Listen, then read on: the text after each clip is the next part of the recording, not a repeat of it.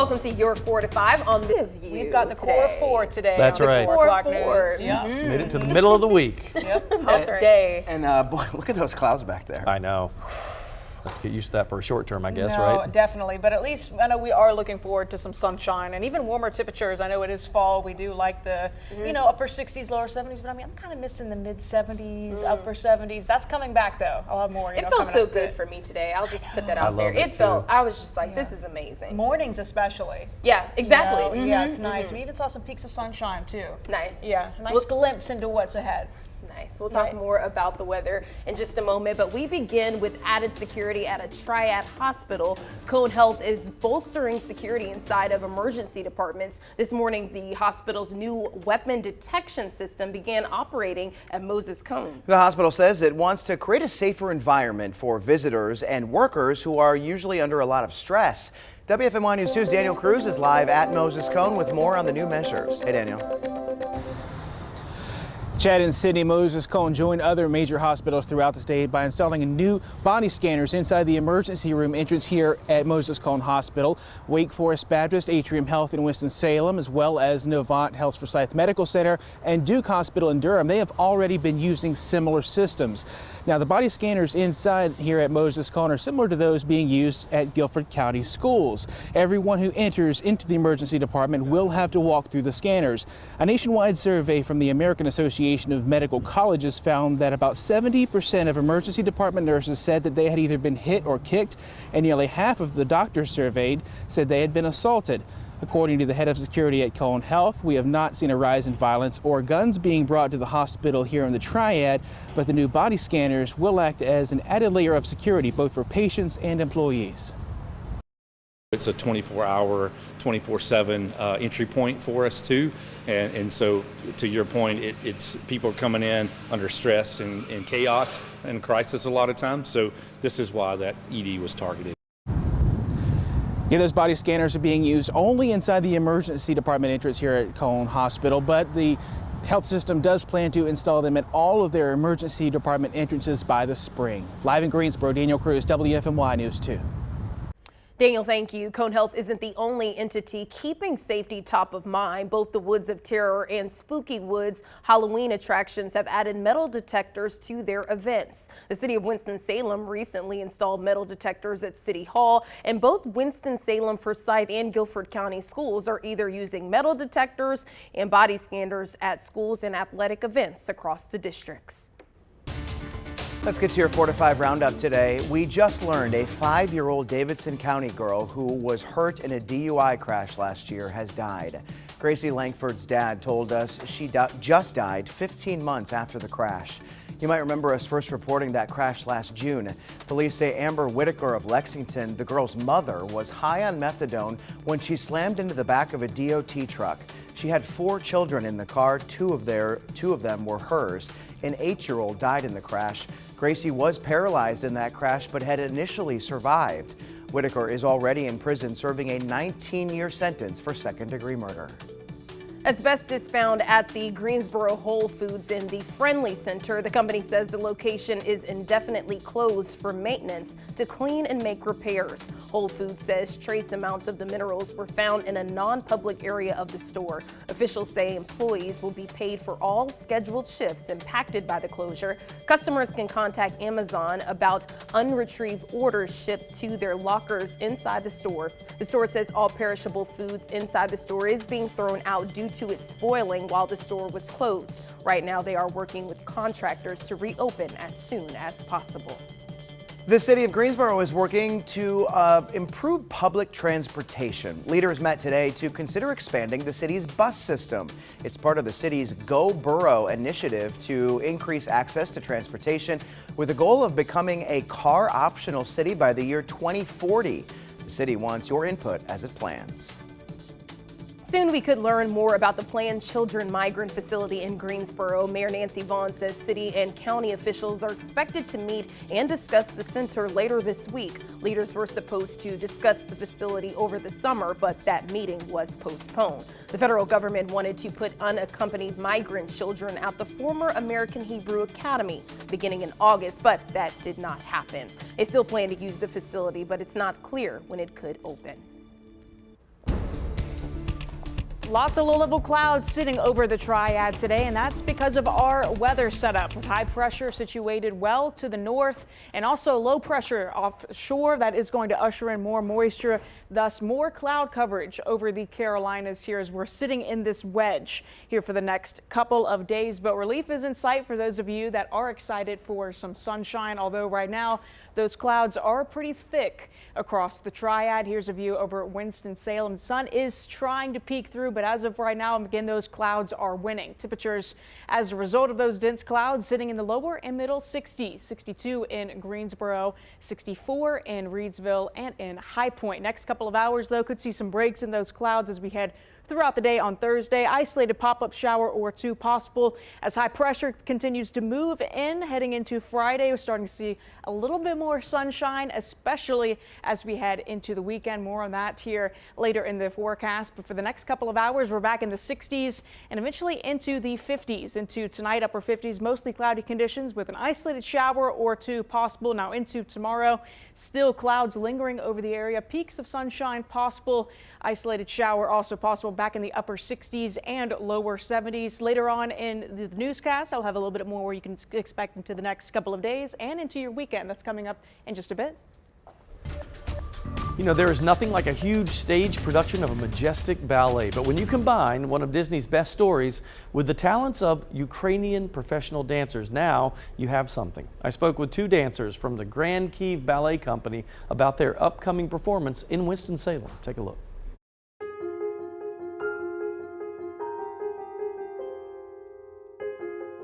Thank you so much for being with us today. Okay, let's start out with, what does this performance look like? What's the experience like?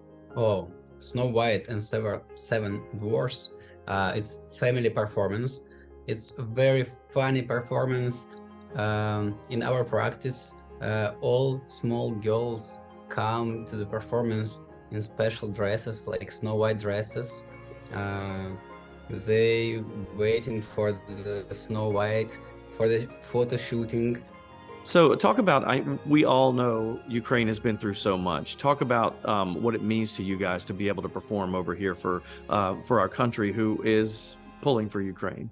This is very important for us to bring our culture in USA because we know that art, this is the best and the most powerful weapon. And we want to our culture, our country and nation knows not just for a war.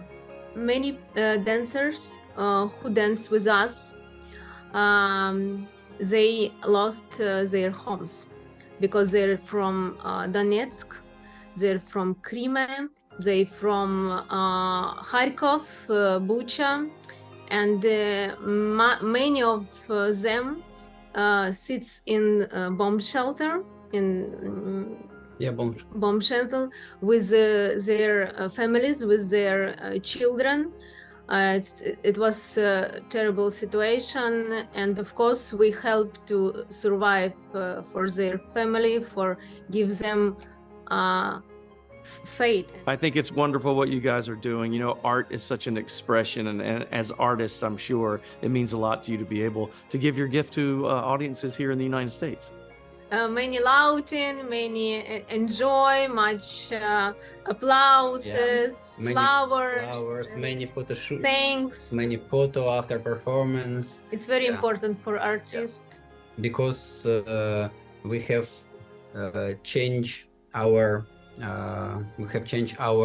soul. Is when performance is finished, we are like empty, and when people start to applause, we again charge, and we are ready for next day work again.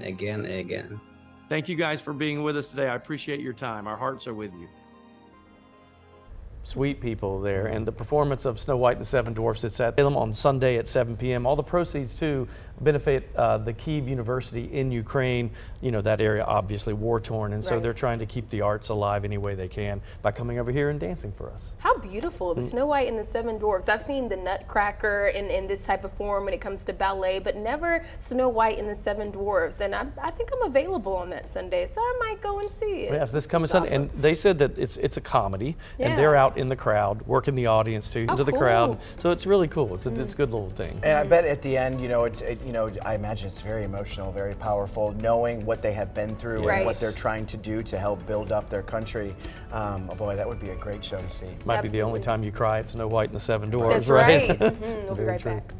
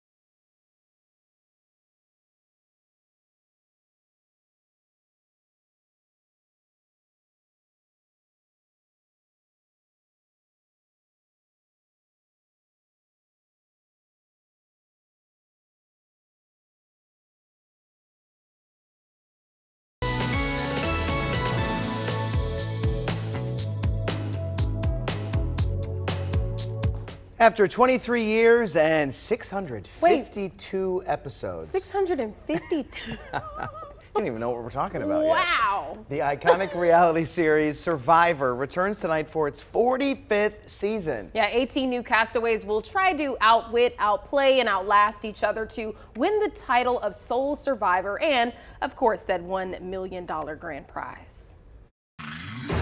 For our 45th season of Survivor, happy to announce that for the first time we have 90-minute episodes. So that's going to mean a lot more Survivor, a lot more of everything you love. Welcome to Survivor 45! We have a lot of very smart players this season, and they're smart storytellers. And now we'll have time to really get inside their story, where they're from, what they believe, how they approach the game. If something scares me, I can go and do it. I thrive in the unknown. I think I'm perceived as an intense, aggressive, outspoken person, and that can be really off-putting to somebody. The focus that I have is to give off golden retriever energy. I'm ready to talk to somebody. I'm ready to hang out. let's happen. We also have the first returning player in the modern era, Bruce, from last season, who was injured minutes in. So we called him and said, do you want to come back? And he said, I'm already on the plane. Oh my God! I lost it. I was crying. Trying to play this game alone in the new era is really tough. The game is more complex, which is why in 45 you're going to see a lot of pairs. The players are finding new ways to twist the game to their advantage. So I need to play aggressive right off the get-go, get some advantage, find an idol, do whatever I can. I say, yeah, I'm gonna be the sole survivor. Why not me? I am at the launch pad. The rocket is fueling up. It's ready to fire off. It's really a personal journey that is cleverly disguised inside a game of social politics. When it's over, what every single player says is, wow, I'm a different person. You know, I'm coming here with an empty cup and I'm hoping to leave with a full one. People want to play, they come hard. It's really fun. I think fans are going to enjoy it. I'm waiting for Jeff to say, Survivor's ready, go, and I'm going, you know what I mean? Okay, well, here's a good reason why you might want to tune in. One of those 18 cast members is actually from North Carolina. Sabiyah Broderick is a truck driver in Jacksonville, and she'll be competing for the grand prize. I'm really excited to compete at this super high level. I went to college for the heptathlon. So Survivor takes it to a whole nother level where it's not only just my body versus your body, it's my mind versus your mind. It's like the Olympics of everything. This is for my family. This is gonna change my life. Oh, well, Broderick says being a former Marine and also being from the South has her ready for whatever challenges are thrown her way. Survivor fans, of course, right? Big Survivor fans? So the problem is with me, I can't ever watch it because I'm always working. Oh, well. I'm quiet because I have never watched one full really? episode. Not a full episode. Isn't that funny? Goodness. And it's just because I remember, this is how little I know. When it very first started, I was working in Tampa, Florida, and I remember us saying, I was like, what? These people are doing contests on an island? Nobody's going to watch Trying this. not to die. 23 years later, Right. here it is. I love Survivor, but even if you of course during work, but they do sometimes have episodes on Netflix as well too, from like previous seasons and stuff like that. But So what I like is when there are people to root for from North Carolina. Yeah. pretty cool, right? I do So like many that. times have we had that, right? I even went to, when I was a reporter here many years ago, I went to a Survivor watch party where there were 5 former cast members. It was at that barcade in Winston-Salem, did a story there. And it was just so cool to meet people who were on the show that I definitely was like, wow, I think this is Kelly cool. Wigglesworth was from Greensboro, and she was one of past. I like the contestant. mean competitors, the ones who are just trying to win, get out of their way. That's what Yeah. Well, the show premieres tonight at 8 o'clock. Also premiering tonight on WFMY, The Amazing Race. It debuts right after Survivor, starting at 9:30, and our news will follow that. We'll be right back.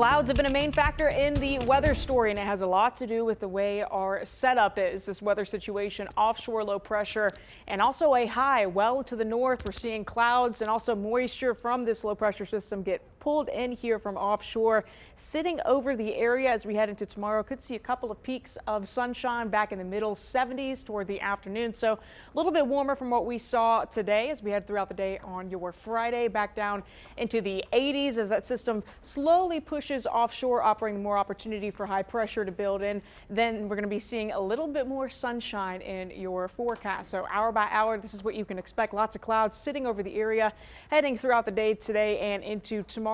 Into Friday, though, more opportunity for sunshine continuing as high pressure continues to build in from the north. But as of right now, lots and lots of clouds lingering over the North Carolina area.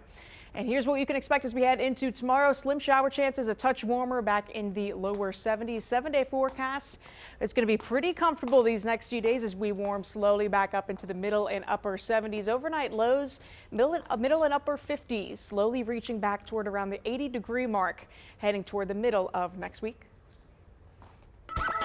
Claire, thank you. Pink flamingos are starting to pop up all across the United States. Check this out. Someone spotted the flamboyant birds on the Wisconsin side of Lake Michigan. The flamingos drew large crowds to the beach for spectators to see the rare sight. Since Hurricane Idalia earlier this month, the pink birds have been seen in Ohio, Kentucky, and Florida. And experts say we can thank the hurricane season for the sightings. They better get some leg warmers on if they're going to stay in Wisconsin over the next. There's no way that they'll, I would hope that some animal groups would capture them and bring them back south, because I mean they're dead in a month if they don't get out of there. That's right. It's too cold for them. It's just crazy that they're on Lake Michigan. That's where you grew up. That's wild. Yeah.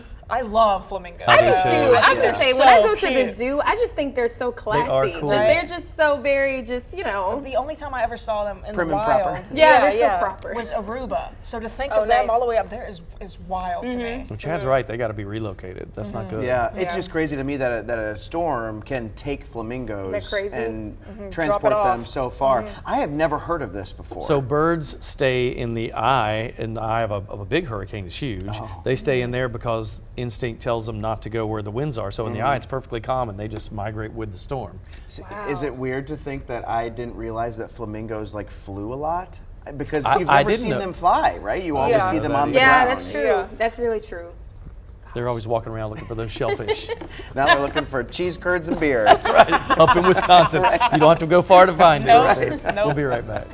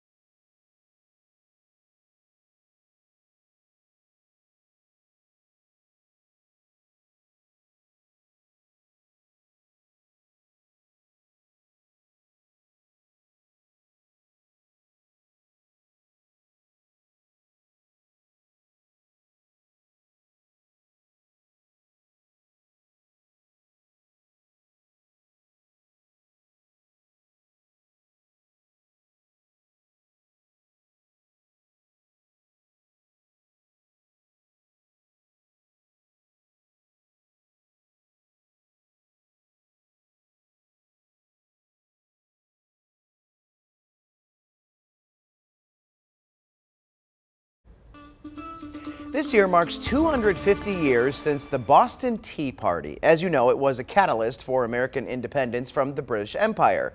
The official anniversary isn't until December, but today in London, a key part of that story was remembered. 250 years ago, ships in London loaded with tea set sail for Boston.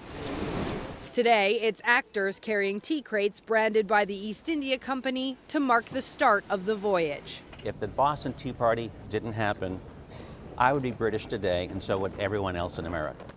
When the tea arrived in Boston in December of 1773, it was dumped into the harbor in protest.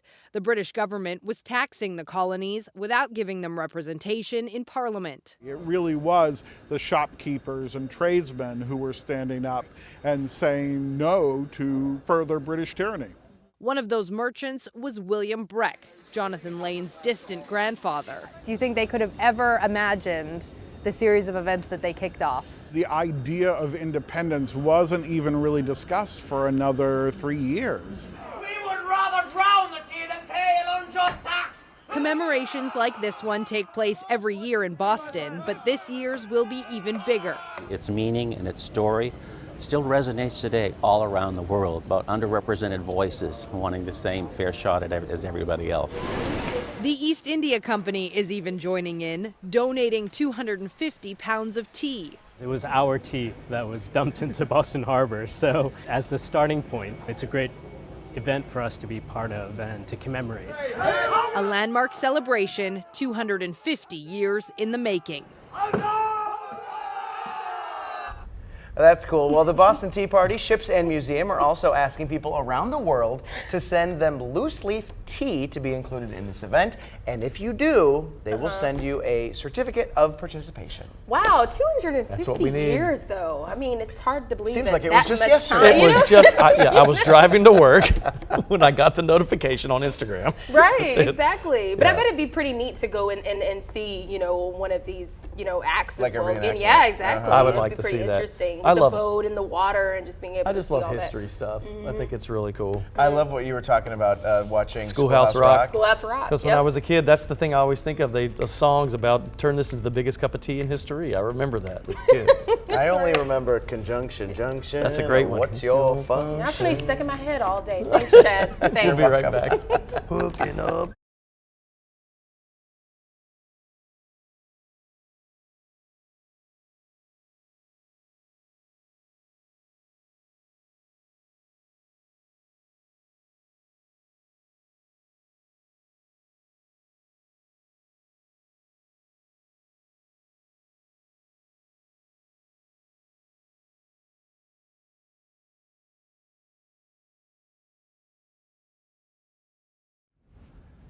Yo, thanks, y'all. I appreciate it. Jalen's here. Not for long.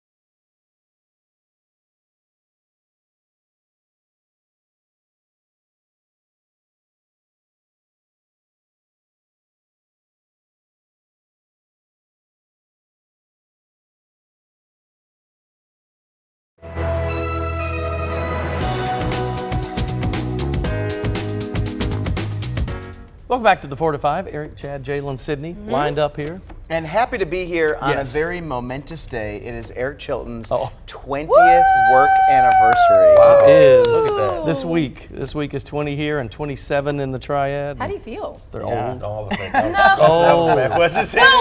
Well, you saw how quick I wasn't answered. expecting Old. that answer. I didn't even let her get it out. How do you feel? Old. That's why I wouldn't go ask. Such a great milestone. I just figure that I've been in television longer than almost everybody. Well, Chad was in kindergarten when I started television. 20 years ago. No, 35 years ago total. 35 Yeah, years that's ago. only 20 at this stage. Got you back. No, you don't want to. I know. He already knows. We've had this We conversation have before. had this. Well, congratulations. Thank you very 20 years. much. That's incredible. That It's is an honor. Yep, thank you. Yeah, we got some more big news here. This weekend, NASCAR is returning to North Wilkesboro Speedway. It's a big weekend out at the track because NASCAR, they're making their way back to its roots yet again, this time for Saturday's Brushy Mountain Power Sports 150. This race is a part of NASCAR's Whelen Modified Tour, and we're expecting some big-time guests to be in on the action as well. Names that I'm sure you all at home are familiar with, like the 2000 Winston Cup Series champion Bobby Labonte and former Winston Cup Rookie of the Year Ryan Newman as well. Nice. It's kind of like deja vu around It is. here, huh? Talking about going back to North Wilkesboro. And it's just so cool, right? From the day the announcement was made with Governor Cooper Yep. and Dale Earnhardt Jr., just to see the progression, the action, the activity pickup in the area, the revitalization of the track. It's just awesome to be a part of history once again. And short Well, track cool racing development. is arguably even more fun to watch than the big super speedway. Yeah, because they can make some moves with these smaller cars. Yep. It was a little tough. It was tight quarters for those bigger Yeah, cars that's with right. the Cup Series. I've never in my life been to a race car event ever, and I've always wanted to go. And so I've always heard great things about being out there in Wilkesboro and just the atmosphere in general. So it seems You just pretty don't get cool. how fast they're going till you see it in Until you person. get there. Yeah. I've only been to one, so One. I'm not too far ahead of it. Yeah, yeah. And bring some earplugs. They can get pretty Yeah, loud. oh yes. Really? Yeah. Yes, absolutely. Absolutely. Well, from the pavement to the gridiron, by now you've probably heard about Taylor Swift's guest appearance at the Kansas City Chiefs football game over the weekend. Her attendance has led to an economic boost for Kansas City. Local shops say sales have increased as they try to profit off of Swift's new relationship, as folks have been saying, with Chiefs tight end Travis Kelce. Now they're looking to capitalize. Our two favorite things in the whole world are in one place. And our main sell for this is just joy. We want you to eat cake, smile, be happy. We've had quite a few fans, you know, Swifties as you call them, come in looking to see if we have any like Taylor Swift, Travis Kelce stuff. Yesterday, he was my #1 selling jersey. Wow. I mean, I can't, it's like you go on social media, Facebook, Instagram, TikTok, Twitter, all of those different sites, and that's all you see now is Travis Kelce and Taylor Swift. They either love it or they hate. They're sick of hearing about It's either one or other. the Yep. other. There's no in between. Right. It's incredible the power that one person who does not play football has on the game of football. Yeah, just sent the ratings through the roof, sent Yep. Travis Kelce's jersey sales through the roof. 400% his jersey's I know, up. that's crazy. So I can't even bringing them imagine back. the next time the Chiefs play at home, what that will do to ticket sales. Right. Thinking already I mean, the hottest ticket in the league, and now it's probably impossible just because you never know when she's gonna pop in again. And yeah, there were so many fans at that game waiting for her to come out of the box area that she was in as well too. It's like, is this a concert or is this a game? Which one? I'm waiting for the fans to hold up little Taylor Swift faces in front of in the stands. I guess I'm gonna just rain on the. I'm over it. I'm tired let's of just. it. Yeah. I'm a football guy. Right. Let's play the football. That's right. Let's show the football. Stop cutting to the box. I don't care. I don't think we're gonna get away from this conversation It's though. not The gonna rest be of good, the but season. put these two together. I don't think there's a bigger brand in the NFL. Right. There's not a bigger artist in the world right now. So That's right. It is what it is. Yeah. Well, don't rain on our parade unless you've got some rain in the forecast. Not me this time. Okay. We'll let Claire do it.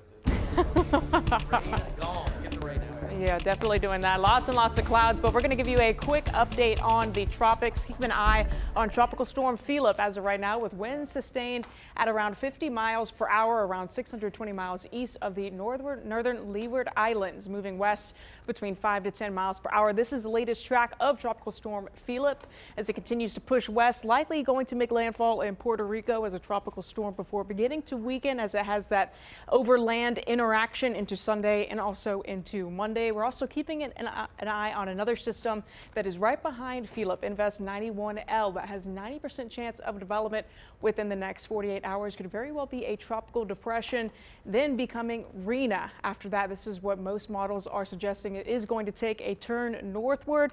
Again, not likely going to be a problem for here in the United States. Going to continue to keep you an eye on the tropics here in the coming days. Still lots and lots of clouds over the area, but there is some sunshine on the way in the forecast. Next 12 hours, we're back in the 60s, eventually into the 50s. 7-day forecast featuring a lot more sunshine emojis. Middle and upper 70s heading into this weekend and into next week as well, with overnight lows in the comfortable mid and upper 50s. Sorry, Claire, I just gave all the credit to Eric Chilton for doing the weather. I apologize about that. All right, there was a major win for Hollywood writers overnight. The Writers Guild of America approved its contract agreement with the organization representing major studios, ending at least part of Hollywood's summer of strikes. After nearly 5 months, Hollywood writers can once again pick up the pen. The strike declared over Tuesday night after board members for the Writers Guild of America approved a contract agreement with the studios. We got so much of what we wanted, like it's overwhelming. The 3-year deal includes better upfront pay and an agreement on residual compensation based on the popularity of a streaming show. On artificial intelligence, AI can't write or rewrite scripts, nor can it create source material, their language for novels or video games that writers adapt into scripts. Another win for the Guild, required staff minimums. The idea that there would be some protection to make sure that writing staffs continue to be robust, that there's some sort of guidelines to protect some of these jobs. That's a big win for the Writers Guild.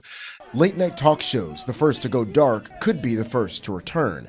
Meanwhile, actors who've swapped the screen for the sidewalk continue to search for their own Hollywood ending. Knowing that at least one of us has gotten a good deal gives a lot of hope that we will also get a good deal as well.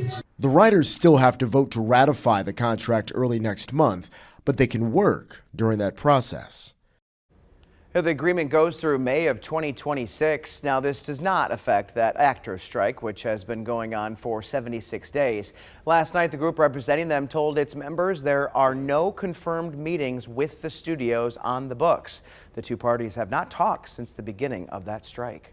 There is another strike brewing. Video game voice actors and motion capture performers have voted to authorize a strike if labor negotiation talks with gaming companies fail. Let's get to your 4 to 5 roundup now. Former President Donald Trump is not expected to attend the GOP primary presidential debate in Florida. He's skipping the event tonight to campaign in Michigan. Florida Governor Ron DeSantis, former Vice President Mike Pence, and former South Carolina Governor Nikki Haley are among the 7 candidates who qualified for the second debate.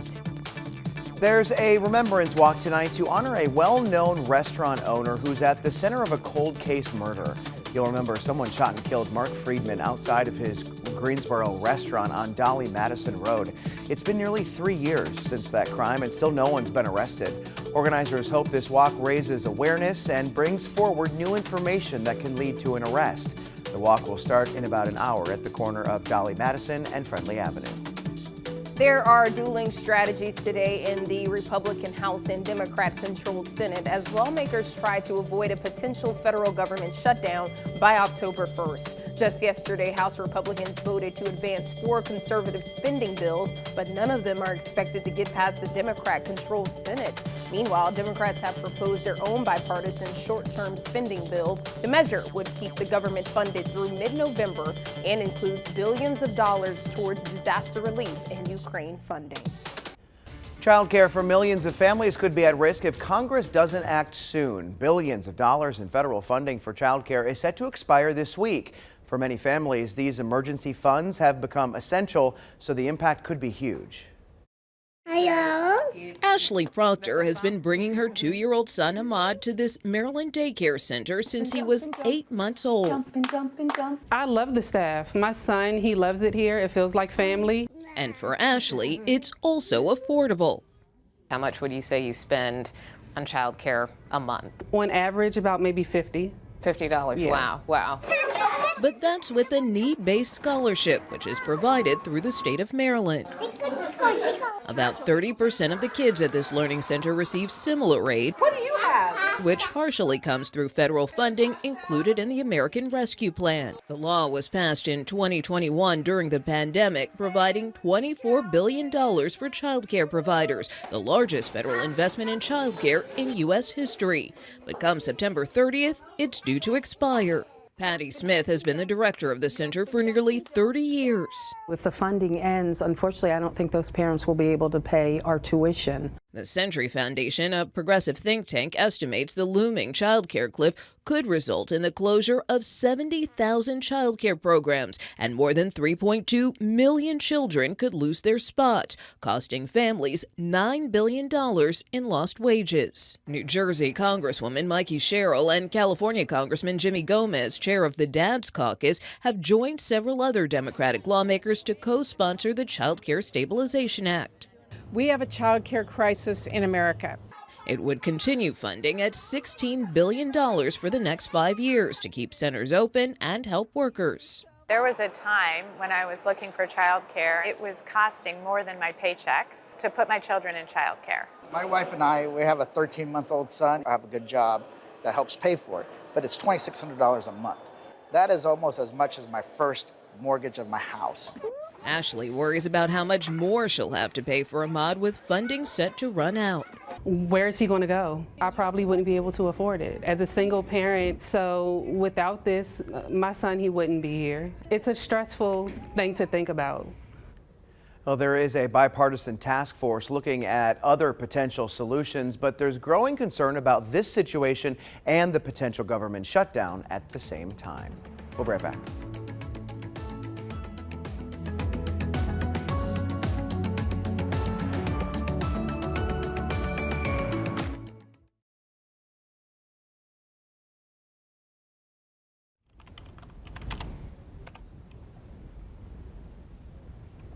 Okay, ice cold milk and an Oreo cookie, they forever go together like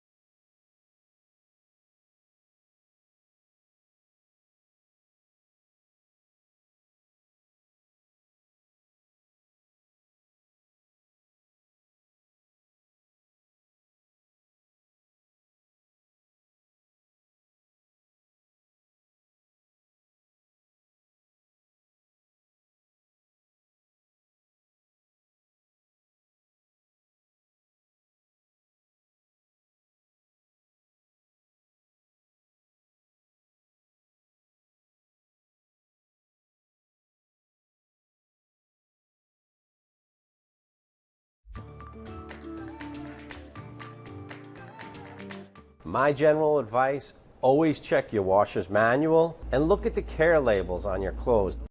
Here's my question. Have you ever checked your washer's manual? No! I don't even know if it has Yeah. one. I was going to say, I was like, I I'm have going to be the it, first but to say that. never. When he said that, I was like, come on, dude. We're No. not always checking the manual. Now, chances are you have looked at the care labels on your clothes before you wash them. Yes, yes. Right? I mean, whether you need to like dry it or not dry it or whatever. Low So heat. I don't look at any of that stuff. I only look at what it's made out of. So if it's 100% cotton, I know that sucker's going to shrink. Right. True. That's true. Okay. That's why we wash everything in cold except like sheets and stuff. Yeah. Okay. Well, I think laundry unites us all because you have to do it. So 2 Wants to Know is going to dispel some myths today. Vinegar, it's natural, but you know what? It can damage the rubber seals and hoses in some washing machines.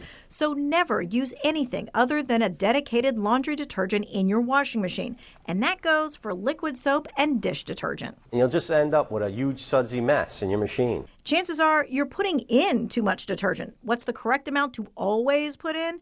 About 1.5 ounces or 3 tablespoons. Too much can leave a residue on your clothes and in your machine and actually reduce its cleaning capabilities. Always separate the lights from the darks and always pre-treat stains. Whenever you're dealing with a stain, pre-treat it. Put it in the wash. Check it when it comes out of the wash. Make sure you remove all of the stain, because if you put it in the dryer, it will set that stain, making it very difficult to remove. To me, that right there is key. If you dry the stain, if you are thinking to yourself, okay, that stain got out in the wash and you just throw it in the dryer and you don't look at it, you set the stain. It stays. It stays. Yep, I knew that. When you dry it. So when I'm putting the laundry detergent like kind of inside of the clothes and stuff, sometimes I take the top off and that's how I measure Okay, it. Is that so that was right my off? other big takeaway Oh, okay. because that's what I use too, right? Because it comes with the cap. Yeah. Except that cap is like too much detergent, right? Because probably none of us are looking at the little things. They say 1.5 ounces or 3 tablespoons. That's not a lot. Which is not a lot. So if you still want to use the cap, I would just measure out 3 tablespoons and mark it with a little marker so then you know, because they say it leaves all kinds of residue everywhere. Interesting. I didn't know that. Bachelor Chad just uses the little pods. The Tide Pod? Oh, And that's fine. Wait, so Great. do you That's do a good one or way. 2 depending on how many No. clothes you Never. have? No, I Two. think you only do one, always. More is not better. More is not better, Thought friends. 2? Wow, I was asking for someone else. All right, so Consumer Reports tested liquid detergents and 2 came out on top. I have the findings for you in the 2 Wants to Know section, along with a few other tricks, like not putting 2 Tide Pods One in Tide there. Pod. She said, Okay. who said I've done it before. And my clothes were fine. Asking for a friend. No, I won't do it anymore. Oh my God.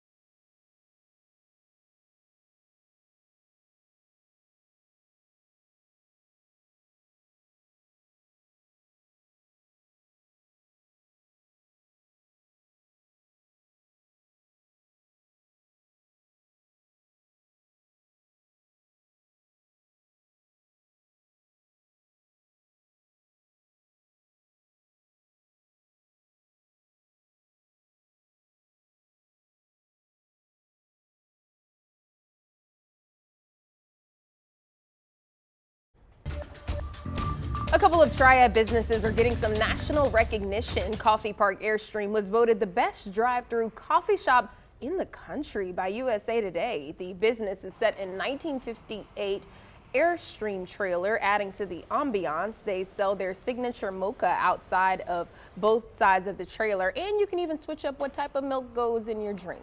Meanwhile, the Fresh Market was just voted as the best grocery store. The Greensboro-based chain has 160 stores in 22 states and is inspired by the food markets of Europe with the focus on fresh produce and private label items. In addition to being voted best overall grocery store, the Fresh Market also won the #1 spots in the best grocery store bakery and best grocery store deli categories. And just in case you missed it, over the summer, Biscuitville was voted as the best fast food breakfast and best regional fast food restaurant for 2023. The family-owned company was founded in Greensboro in 1966. Today, there are over 70 restaurants across Virginia and the Carolinas. Lots to be proud of. I know. I've only gone to Biscuitville one time. I needed to go more, but every time I go to a Biscuitville, especially even around here in the Triad, it's always so packed. The line reaches the street. The one on Battleground, there's two on Battleground, but the one that's closer to downtown backs up so much on Saturdays that it blocks Battleground Avenue. Like it's massive. Yeah, I've been in line before, but I never have gone because the line was always too long. I just didn't want to wait any longer, so I've never actually gone fully through the drive-thru. You need to go. Yeah, I usually get the sausage biscuit type of ordeal, but I've never had the pancakes. I do like pancakes, I haven't either. But I've never tried the pancakes. I like the typical sausage, egg, and cheese. Those are good too. But I'm a country ham biscuit guy from way back. That ham, I can't do that. I love it. My wife can't either. She said that's too salty for her. Either sausage or bacon, but that ham. I just feel like you have to get a biscuit at Biscuitville. Absolutely. It's in the name. Right? That's what I mean, like getting a waffle at Waffle House. Right. Yeah, exactly. Or pancakes at IHOP. You go to Biscuitville. Could I have a burger? Like, no, doesn't work that way. All right. Let's get one more look at the weather. Yeah, absolutely. Well, still lots and lots of clouds lingering over the Triad. That's all thanks to low pressure situated offshore. Here's a look outside here in High Point. Lots and lots of dense clouds sitting over the area as we come up on 5 o'clock, and that's all due to low pressure offshore, funneling in that moisture. Lots and lots of cloud coverage still sitting over the area, but notice as we head into Thursday and Friday, a little bit more peaks of sunshine. As we head into Thursday and Friday, we're back in the 70s. And with high pressure building in, that means more and more sunshine is on the way, not only for Friday, but also as we head into the weekend. Our high-res futurecast also showing those clouds moving over the area heading into tonight and tomorrow. Isolated shower or two also possible with more sunshine heading into Friday and also as we head into the weekend. Still lots and lots of dry time, but the clouds are sitting over us here on the satellite and radar into tonight. As a result of those clouds re-emitting heat back down to the surface, we're going to be back in the upper 50s. Isolated shower not completely out of the question. Into tomorrow, still mostly cloudy skies, but again, breaks are on the way. Peak of sunshine or two also possible back in the upper 60s and lower 70s. 7-day forecast featuring lots and lots of sunshine. Comfy temperatures back in the upper 70s, eventually in the lower 80s into next week.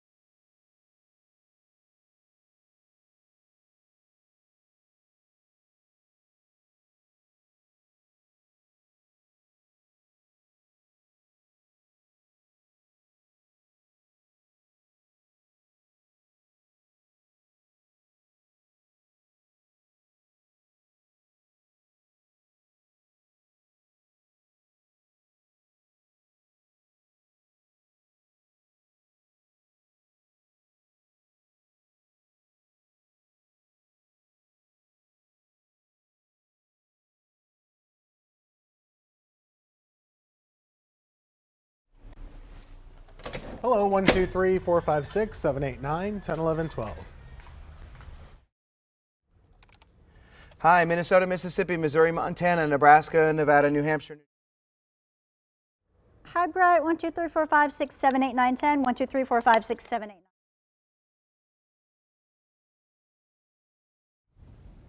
Hey, ice cold milk and an Oreo cookie. They forever go together like a classic combination.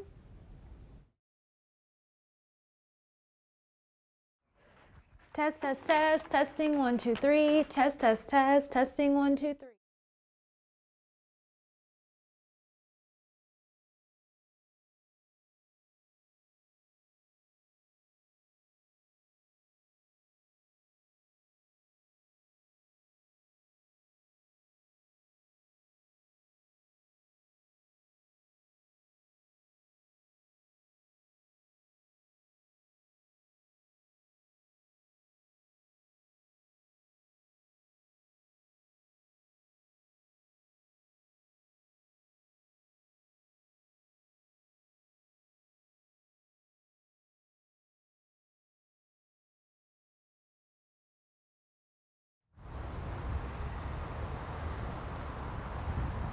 You got it. Mic check. 1, 2, 3, 4, 5, 6, 7, 8, 9, 10. 1, 2, 3, 4, 5, 6, 7, 8, 9, 10. Mic check. Mic check. Mic check.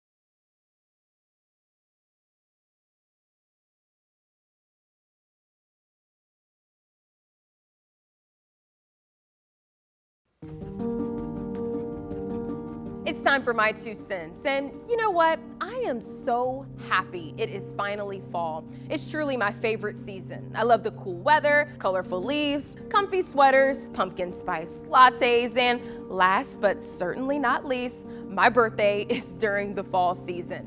One thing I'm really looking forward to is going to the mountains to enjoy the fall colors. I also would like to visit a vineyard and go on a few tours. I might even just spend a weekend binge watching spooky movies because that gets me in the fall mood. This past weekend, I celebrated my friend's birthday and we painted pumpkins. I'm not the best artist, but my pumpkin didn't turn out too bad. It was so peaceful and fun and made me think about visiting a pumpkin patch sometime soon. Anyway, I hope this fall season treats you well, and I want to leaf you with this quote. You see what I did there? By an unknown author.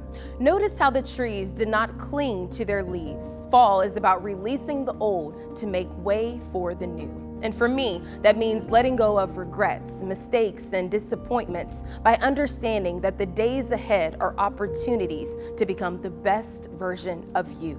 That's just my 2 cents. And that's your 4 to 5. WFMY News 2 at 5 starts right now.